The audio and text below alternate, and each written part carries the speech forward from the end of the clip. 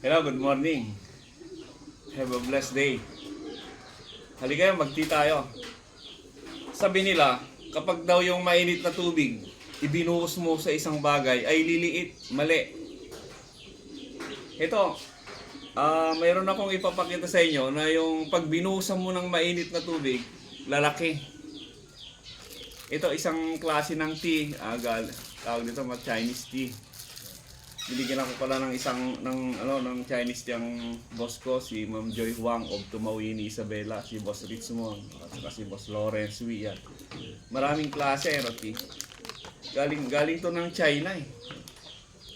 Pero alam niyo ba, ang nakakamangha ito kasi alam niyo kung bakit. Napakaliit na dahon na ang liit-liit Ito yung tea nila. Tapos pag hinalo mo sa tubig na mainit, ito yung sinasabi ko sa iyo kanina. Ito may takurin na rin ako, yan Pag nilagyan ko ng mainit na tubig,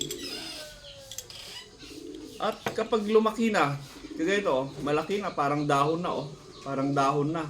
So, ibig sabihin, pwede na siyang inumin. Kaya itong ginagawa ko, Ay, sarap. Yan. So, yung isang supot, siguro mga 3 o 4 na timpla ko na to. Ito ay natural tea, dahon. Binababad or pwede ipakulo sa tubig na lang na mainit. Nakaganda ito ng relaxation sa katawan. Minsan ito ginagawa ko sa umaga o kaya sa hapon. Yung mga boss ko na Chinese, palagi silang nag-tea. Tea, Chinese tea. Maraming klase. Pero ang maganda dito, yung maliit siya, tapos pag binuhusan mo ng mainit na tubig, lalaki. Thank you for watching.